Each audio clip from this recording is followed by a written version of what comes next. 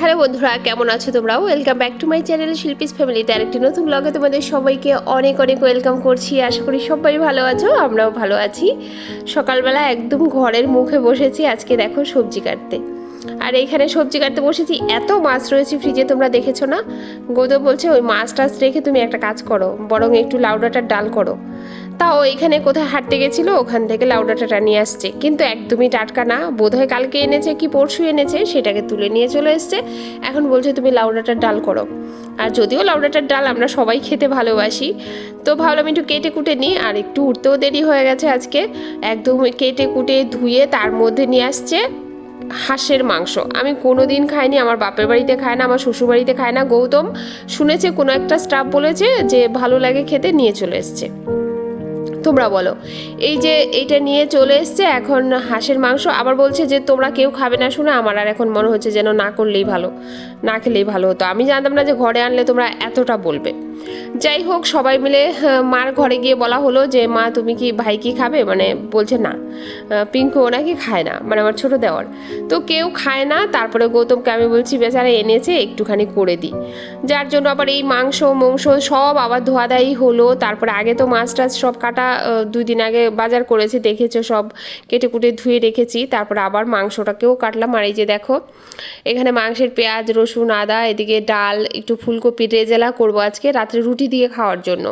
তো সমস্ত কিছু, আর দুপুরবেলায় রাত্রে রুটি তরকারিটা করে রাখলে ভালো, নয়তো রাত্রে না এই ঠান্ডার মধ্যে আর ভালো লাগে না রাত্রে রুটি তরকারি করতে।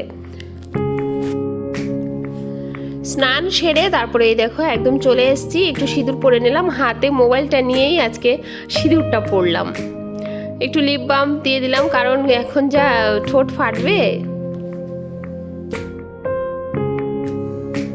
তো hello friends, welcome back to my channel Shilpi's ফ্যামিলিতে আরেকটি নতুন ব্লগে তোমাদের সবাইকে অনেক অনেক ওয়েলকাম করছি। আশা করি তোমরা সবাই ভালো আছো, আমরা সবাই ভালো আছি। তো আজকে একটু লেট হয়ে গেছে ঘুম থেকে উঠতে, কারণ যেহেতু স্কুল নেই মেয়েদের, একটু লেট করেই উঠেছি। লেট করে উঠে ভাবলাম আবার খিচুড়ি করবো, যেহেতু ভাত করবো না, ঘরে রয়েছে সবাই, আমারই মনে হলো একটু খিচুড়ি করি।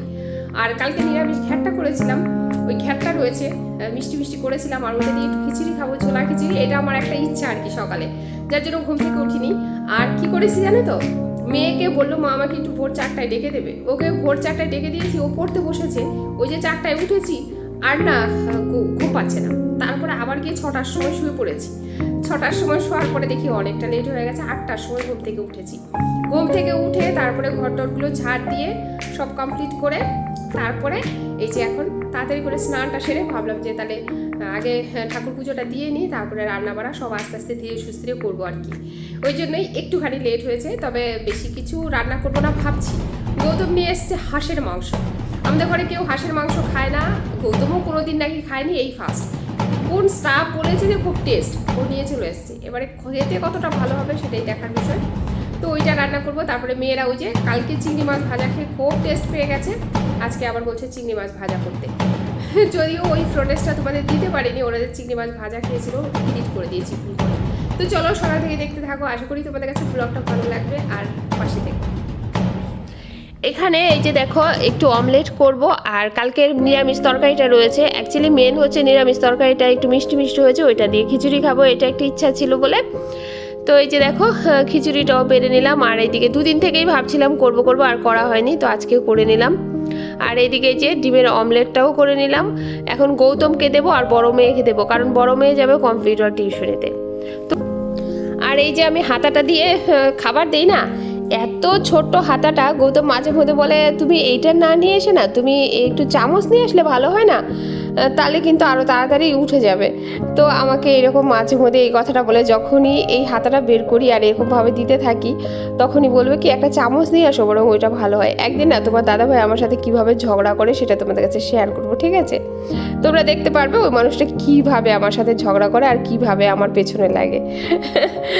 যাই হোক, এই যে দেখো আমিও খেতে বসে গেছি, একটু খেয়ে নিই, তারপরে রান্না করব। কাটাকাটি ধোয়া দেয় সমস্ত কিছু কমপ্লিট, এবার শুধু রান্না করব। ঠাকুর পূজা দেওয়া কমপ্লিট, মানে সমস্ত কিছু হয়ে গেছে, তো এই জন্য আজকে একদম ফ্রি। মোটামুটি একটু ঢিলাঢালি করে আজকে কাজ টাজগুলো করেছি ধীরে সুস্থিরে, শুধু রান্না খাওয়াটাই করেছি, এক্সট্রা কাজ খুব একটা বেশি করিনি। ইচ্ছে করেই করিনি, সব দিন মনে হয় না গো যে এক্সট্রা কাজ অতিরিক্ত বাড়িয়ে নিই। তবে কালকে করতে হবে, কালকে ভাবছি একটু ডাব্বাগুলো ধুইতে হবে, এত নোংরা হয়েছে, বিস্কুটের ডাব্বা, হরলিক্সের ডাব্বা, এগুলো খুব নোংরা হয়েছে, এইগুলোকে ধুতে হবে। বাট আজকে আর ইচ্ছা করলো না। এখানে দেখো ডালটা কিভাবে করেছি, আগেও তোমাদের কাছে শেয়ার করেছি, আবার নতুন করে শেয়ার করছি। দেবো রসুন অনেকটা পরিমাণে, দেখো একটু মানে আধা থ্যাতো করে নিচ্ছি। আমরা কিন্তু এটাকে থ্যাতই বলি, তোমরা কি বলো জানি না। তারপরে একটু পেঁয়াজও কুচিয়ে নেব, পেঁয়াজটা তোমরা না চাইলে নাও দিতে পারো, অনেকেই দেয় না, বাট আমার খুব ভালো লাগে। এই ডালটা কিন্তু তোমরা অনেক কিছু দিয়েই, এর আগে আমি আমার রান্নার চ্যানেলে তোমরা পেয়ে যাবে ডিটেলসে। কলমি শাকের ডাল দিয়ে বলো, পাট শাকের ডাল দিয়ে বলো, সজনে শাকের ডাল মানে শাক দিয়ে বলো। তোমরা আমার বাপের বাড়ি থেকে একবার আমি করেছিলাম ডালিম পাতা ভাজা, তোমরা বলেছিলে একদিন, একদমই ইউনিক রেসিপি, সত্যিই ইউনিক রেসিপি। ডালিম পাতা ভাজাটা কখনো তোমরা খেতে পারো, এটা কিন্তু সুগারের জন্য ভালো, প্লাস তোমার হাই প্রেশারের জন্য ভালো। তারপরে হচ্ছে ডালিম পাতা আরও কিছুর জন্য ভালো, সেটা হচ্ছে তোমার জন্ডিসের জন্য ভালো। অরল পাতা ভাজা খেয়েছো? অরল পাতাও কিন্তু জন্ডিসের জন্য খুব ভালো। আমার বাবার এই অরল পাতা দিয়ে আর ডালিম পাতা দিয়ে আর আখের গুড় দিয়ে একটা ওষুধ তৈরি করে, যেটা কিনা জন্ডিসে খেলে হসপিটাল থেকে ফিরে আসে সেই রুগীকেও বাবা কিন্তু সুন্দর সুস্থ করে দেয়। বাবা এই ওষুধটা জানে, যাদের জন্ডিস প্রচুর পরিমাণে, বলে না জন্ডিস পেকে গেছে, সেই সমস্ত রুগীদেরও বাবা সুস্থ করে দিতে পারে, মানে এরকম একটা ওষুধ বাবা কি করে বানায়। যাই হোক, ওটা দাদুর কাছ থেকে শেখা, আমার দাদুর কাছ থেকে আমিও শিখে নিয়েছি, বাট আমার প্রয়োজন হয় না বলে। আর অরল পাতা ডালিম পাতা খাওয়া কিন্তু খুবই ভালো ভাজা। ডালিম পাতার ঝোলও খুব ভালো লাগে, একটু তেতো ভাব লাগে মানে ঝোলটা, ভাজাটা কিন্তু একদমই না, দারুণ লাগে। আর এই যে হাঁসের মাংস একদম কষা কষা করে একটু করলাম, আমি কোনোদিন রান্না করিনি তো, আমার না করতে ভালোও লাগছিল না, বিশ্বাস করো। তবু গৌতম বলছে খেতে নাকি খুব ভালো হয়েছে, কিন্তু বেচারাও খাওয়ার সময় বসে বলছে কি, তোমরা এত বলেছো আমরা খাই না বলে আমার ঘেন্না লাগছে খেতে। এইবার 1 কিলো মাংস নিয়ে আসছে। আমি বললাম যে দেখো, তুমি যখন কোনো একটা জিনিস নতুন ট্রাই করবে, তোমাকে কেউ বললো যে এই জিনিসটা তুমি খাও, খুব টেস্ট, তুমি যখন নতুন খাবে সেই জিনিসটা প্রথমে তুমি অল্প করে নেবে, কারণ তুমি আগে খেয়ে টেস্টটা বুঝবে। যদি মনে হয় না এই জিনিসটা সত্যিই তো ভালো, ওরা বলেছে ভালো, তখন তুমি আরও বেশি করে নেবে। বাট যখন তোমাকে নতুন কেউ একটা জিনিস বলবে যে ট্রাই করে দেখতে, তখন তোমাকে অবশ্যই সেটা অল্প পরিমাণে নিতে হবে। তুমি কেন 1 কিলো নিয়ে এসছো, 250 নিয়ে আসতে বলে, আমি ওরকম 250 মাংস কিনতে পারি না, আমার খুব খারাপ লাগে। আমি বলছি 500 নিয়ে আসতে পারে, বলে ওরকম আনা যায় না। যাই হোক বলেছে, এবার নিয়ে আসছে, আর বেচারা খেতে পারে না। এবার আমার পাশে বাড়ি একটা দিদিভাইকে, এর আগে তোমাদের বলেছি না, দিদিভাইটা খুবই ভালো, দিদিভাই না ও অ্যাকচুয়ালি আমার যা বড় ভাসুরেরই বউ, বাট ওকে আমি ওইভাবে না যা হিসাবে তো ডাকি না, মানে দিদিভাই বলি না, নাম ধরেই ডাকি। ও আমাকে নাম ধরে ডাকে, আমি ওকে নাম ধরে ডাকি। তো ওকে বললাম যে তুমি এসে নিয়ে যাও। তো ওই যে আজকে ওই দিয়ে দিলাম মাংসটা, যতটা ছিল 250 মতো গৌতমকে করে দিলাম, আর পুরোটা দিয়ে দিলাম। যাই হোক, ওই দিদি খাবে, ওরা খেলে ভালোই লাগে, আর খুব ভালো ওরা, ওদেরকে কিছু দিতেও ভালো লাগে। আবার বলছে বলে ভাইয়ের জন্য রান্না করে নিয়ে আসবে। আমি বলছি তোমার ভাই কালকেই ফেলে দিয়েছে, আজকে আর তুমি এনো না, খাবে না, বেকার পড়ে থাকবে। যাই হোক, এই গিয়ে ফুলকপির রেজেলাটাও করে নিয়েছি। আর এই রেসিপিগুলো তোমরা চাইলে কিন্তু একটু ঘিও দিয়ে দিলাম লাস্টে, তোমরা কিন্তু আমার রান্নার চ্যানেলে পেয়ে যাবে। আর রান্নার চ্যানেল তোমরা অনেকেই আমাকে জিজ্ঞেস করো, সেটা কি নামে আছে, এস সরকার কুকিং বলে, তো সার্চ মারলেই এসে যাবে। যাই হোক, রান্না কিন্তু কমপ্লিট আজকের মতো। আর খুব ধীরে ধীরেই রান্নাগুলো করেছি, একদম পরিপাটি করে গুছিয়েই করেছি। যদিও রান্নার রেসিপিগুলো যদি আমি এখন পুরোপুরি ডিটেলসে তোমাদের শেয়ার করি না, তাহলে শুধু রান্নাই ভিডিও কেটে যাবে। যাই হোক, রান্না কমপ্লিট করে স্নান টান তো করে নিয়েছি, পুজো দিয়ে নিয়েছি, আর অবেলা হলেও কোনো সমস্যা নেই। এখন এই যে গ্যাস ট্যাসগুলো পুছে গৌতম আবার গাড়িটা রেখে গেছে, বলছে মেয়েকে নিয়ে গিয়ে একটু শিখিও, একটা মাঠ আছে আমাদের এখানে, বলে ওইখানে নিয়ে একটু হাতটা যদি পাকাপোক্ত না করে, যেমন সঞ্চিতা দিদি ভাইও বললো যে শিল্পী একটু পাকাপোক্ত করে তারপরেই রাস্তায় ছাড়াটা ঠিক হবে। আর আমিও সেটা ভাবছি। এমনি ও চালাতে মোটামুটি পারে, আমার স্কুটিটা অনেকবার ও চালিয়েছে, কিন্তু রাস্তায় বেরোনোটা সত্যিই টাফ, যেহেতু রাস্তায় বাস চলে, সবই চলে। তো ওই জন্য একটু নিয়ে যাব বিকেলে। এই যে এইগুলোর মাথায় দিচ্ছি একটু তেল, আর আমি যখনই তেল দেবো বলবে মা কি ঘুম পায়, দুটো মানে দুজনই বলে মা এত সুন্দর করে তেল মাখাও। যদিও আমার তেল মাখানোটা নিয়ে অনেকেই বলে, আমার পিসির ছেলে বড়দা সবসময় বলতো বুনু তুই কিভাবে মাথায় তেল দিস। তো অনেকে দেখবে মাথা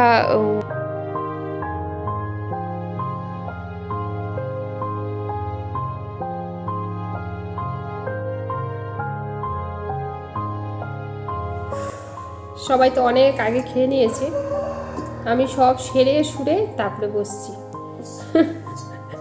চিংড়ি মাছ ভাজা দিয়ে মেয়েদের ভাত হাতে খাওয়া হয়ে গেছে, আর মাংস তো আমি খাবোই না। হ্যাঁ, মাংস গৌতম আর বড় মেয়ে একটু টেস্ট করেছে জাস্ট। আমি সব থেকে ভালো খাবো কি বলতো, এই লাউ ডাঁটার ডালটা, এটা পেঁয়াজ কামড়ে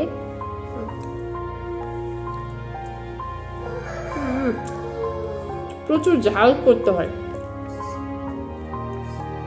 তাহলে টেস্টটা খুব ভালো হয়।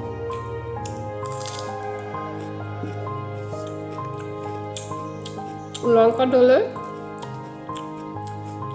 আমার এটা দিয়ে খাওয়া হয়ে যাবে, আর কিচ্ছু লাগবে না। মানে আমি এত ভালোবাসি লাউ ডাঁটার ডাল, পাট শাকের ডাল, তারপরে কলমি শাকের ডাল, এই যেইভাবে করেছি একইভাবে, শুধু কলমি শাক পাট শাক, দারুণ লাগে। চলো খেয়ে নিই ঝটপট, ঠিক আছে? আজকে জামা কাপড় এখনো নাড়া হয়নি।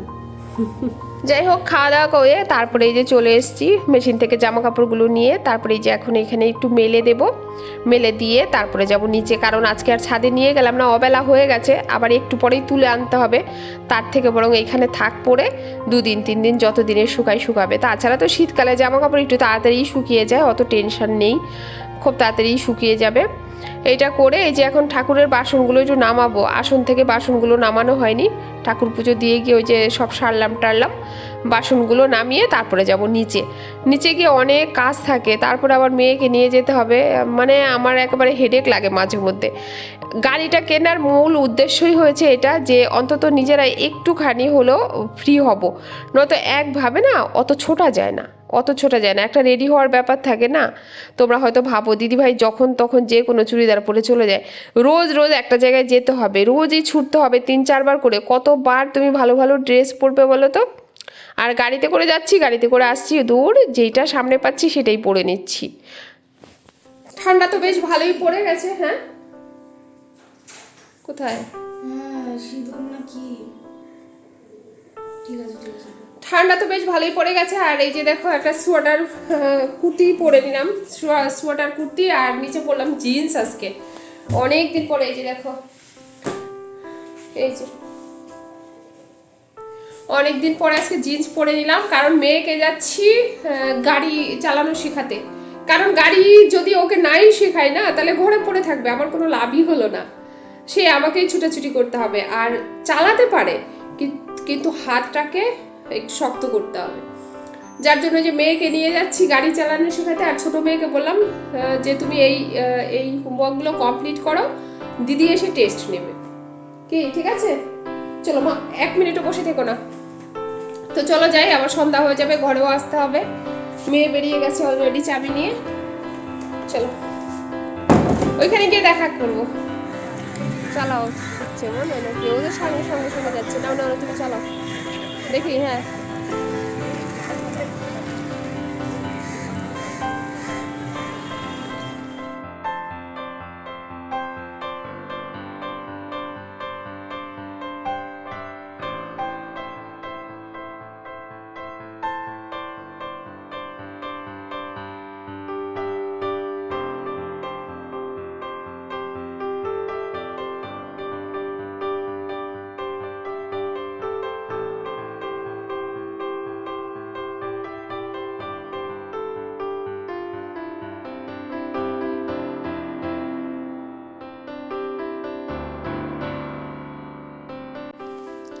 ওইখান থেকে আসার পরে এখন বড় মেয়ে বলছে মা খিদে পেয়েছে। অ্যাকচুয়ালি দেখেছে দুপুরবেলা যে ফুলকপির রেজালাটা করেছি, আর যখন দেখবে বাচ্চারা ঘরে তুমি কোনো ভালো খাবার করবে, ওদের তাড়াতাড়ি খিদে পেয়ে যায়।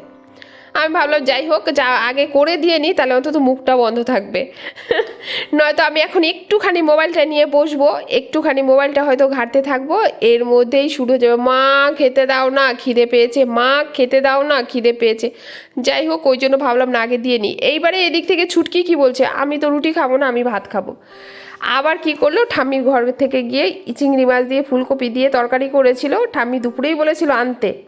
তো দুপুরে যেহেতু আনেনি, দুপুরে অনেক আইটেম এই আমার ঘরেই ছিল, দুপুরে আনেনি, তো তারপরে যে দৌড়ে গিয়ে তারপরে আবার নিয়ে আসলো সেই ভাত আর এই তরকারি গরম করে দিলাম। তারপরে এই যে দেখো ফুলকপি আলুর তরকারি দিয়ে এই যে ছুটকি খেতে বসলো। তারপরে একদম চলে এসেছি রাত্রে। এটা কেন দেখো তুমি, সবাই ভাববে ভাত কেন খাচ্ছি, সমস্যাটাই বলছি। তো তোমাদের দেখিয়ে দিলাম। গৌতম খেলো ফুলকপি তরকারি দিয়ে রুটি। না, ফুলকপি তরকারি খায়নি, একটুখানি নিয়ে নিয়ে বলছে আমার ভালো লাগছে না। তারপরে ও নিয়েছে মাংসর ঝোল, ও খেলো মাংসর ঝোল দিয়ে। আর আমাদের জন্য হচ্ছে ইলিশ মাছ ভাজা আর আলু সিদ্ধ দিয়েছিলাম, যেটা মাখবো ভেবেছিলাম, কিন্তু ওইটা মা খাওয়া হয়নি। ওই ওই আলুটাকে ভেজে নিয়েছি তেলে। আবার ভাতও করলাম। বড় মেয়ে ওই যে রুটি খেয়েছে বললাম না, 7:30টার দিকে রুটি খেয়ে বলছে কি মা একটু ভাত করো না, ইলিশ মাছ ভাজা দিয়ে খাবো। তো ওর জন্য আমারও খাওয়া হয়ে যাচ্ছে, নয়তো আমিও রুটি খেতাম। ছোট মেয়েও তারপরে ভাত খাচ্ছে। সবার আবার ভাতও খাওয়া হয়ে গেলো, শুধু গৌতম খায়নি। ডিউটি থেকে এসছে, ঠান্ডা পড়ে গেছে, ও আর এখন ভাত খাবে না রাত্রে। তো চলো খেয়ে নিই, ঠিক আছে। এটা হচ্ছে নেক্সট দিন। ভিডিওটা এডিট দেবো, শিডিউল করে রাখবো, তার মধ্যে দেখি ভিডিও এডিট করে নিই। কালকে ওই খেতে খেতে তোমাদের সাথে কথা বলতে বলতেই তারপরে ঘরে গিয়ে যে কখন শুয়ে পড়েছি, আর ভিডিওটা এন্ড করা হয়নি। আর এখন চলে গেছে কারেন্ট, তো এইভাবেই ভিডিওটা এন্ড করতে হচ্ছে। তো চলো, সবাই ভালো থেকো, সুস্থ থেকো। দেখা হচ্ছে আরেকটি নতুন ভিডিওর সাথে। ততক্ষণে সবাইকে টাটা, অনেক অনেক ভালোবাসা সবাইকে।